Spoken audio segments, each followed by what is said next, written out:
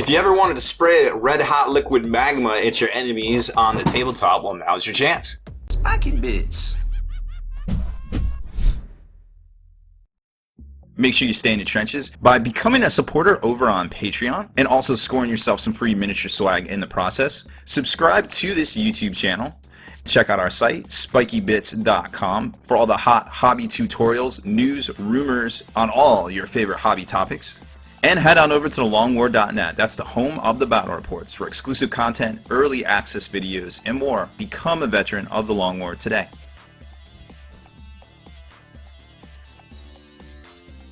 Okay, so I may have lied. It may not be a red hot liquid magma exactly. Anyways, what's up, Hobby Maniacs? Baer here, reviewing and unboxing the new Chaos Dreadhold Crucible piece of terrain for, of course, it goes with the whole Chaos Dreadhold big fortress thing for the Age of Sigmar. Now, this thing just came out this week, and it, of course, it was time to, kind of come out with the Sylvaneth release, which is, of course, the what else for Age of Sigmar.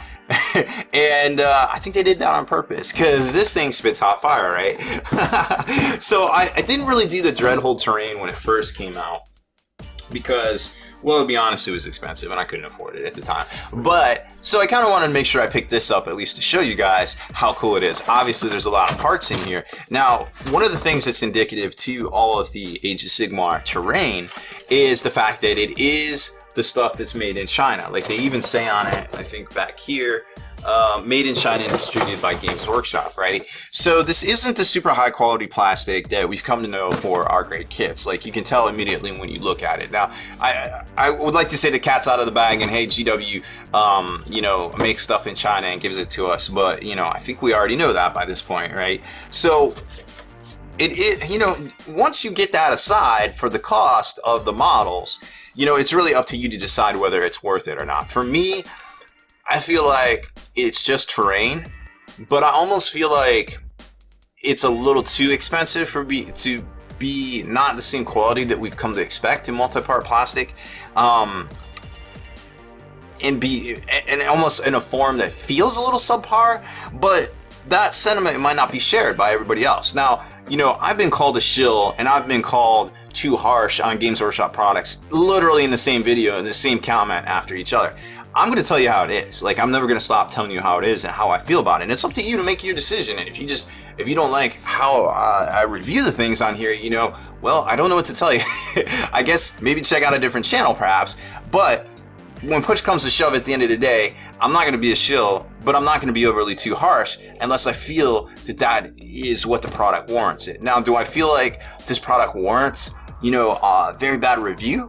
I don't think so. I think it's established what they've done in the past. Like, once they've switched up their marketing to say, hey, this stuff is China, or their literature or their packaging, hey, this stuff is China, then we kind of know. Then it's on us. Like, if we buy it and we're disappointed with it, well then, hey, boo on you. But, if you didn't know and then you got, you opened this up and you saw this, you'd be a little disappointed, I feel like. That aside, for the price, it's really up to you at the end of the day. It is a rather large kit. It's on, it's on par with a super heavy walker, which costs, $200, and this thing's only a price point at $99. So at the end of the day, we got to vote with our dollars and kind of go from there. So the kit itself is just, a normal one of those Dreadhold towers that we've seen in the past. Right there, you can kind of see it. And just basically to give you an idea of the parts, you've got some the bottom piece here, the building of the bastion itself. Then you've got 3 identical parts here, which basically form the the cauldron holder, we'll kind of call it, because if you remember the old Cauldron of Corn tank from Epic, this is very similar to that. It's just not a terrain piece. And then you got a couple more of the bastion pieces that actually form. Now, this is stuff that we've seen before. Like, this isn't new. This part here and this part here is new for the topper, but then these parts were actually already existing, the Dreadhold corner pieces right there. Now, great looking detail. I mean, as far as terrain goes, you really can't fault this detail. Now, if this was in my army and it was my centerpiece model, I'm not sure I would me personally, Baer, I'm not sure I would appreciate this level of detail. But again, you gotta look at how much is it, how much is comparable items, are we getting a value here and with your dollars? this probably isn't something I would buy. But again, if you want this for your tabletop and you're only seeing it from 3 or 4 feet away, I think it's a great purchase and a great value. You know what I mean? So you gotta take the good with the bad and kind of read between the lines on what I'm saying here. I'm not trying to be overly harsh, but I'm not also trying to be like, hey, it's all, you know, tea time in Nottingham on these products, because I like the fact that they've crunched the numbers and they feel like this is what they have to do and this is the quality they have to be at to put it out at a certain price. If you remember the Realm of Battle terrain boards, those were supposed to come out at $175 originally. Well, immediately Games Workshop was like, yo, these are going to cost more. You know, we don't, you know, once they sourced them and they realized how much they weighed, they immediately raised the price. You know, they solicited out to dealers and they're like, hey, it's going to go up $100. And I feel like at $175 for that table, that was a good value. I feel like at $300, it's still a value of sorts, and a lot of people can appreciate it. But you also have to realize that that's a lot of plastic, basically a tabletop. You know, and when you flip those over and you see all the grooves and stuff in them, you kind of get an idea of how much actual material is in there. So that being said, you kind of get an idea that sometimes you have to crunch the numbers. This is a business, and sometimes this is what you get. Like, obviously, if this was the multi-part plastic that some people consider a higher quality, then the price point would be higher. So you kind of got to take the good with the bad there. So here's the piece that's new, and we'll take a closer look at that one. These other ones are pretty much existing. We've seen these in the past. And, you know, it's got the door that flips both ways, you know, depending on what you want to do. And then you have, I think the one at the bottom, it has the little... This one has the little precipice a little balcony. We'll call it the murder balcony that the little character can hang out on. And then, of course, there's a door at the bottom of the set itself.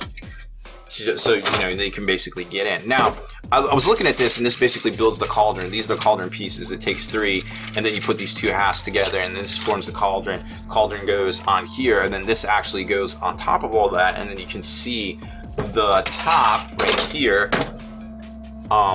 underneath that gap right there. So that's basically how the assembly goes.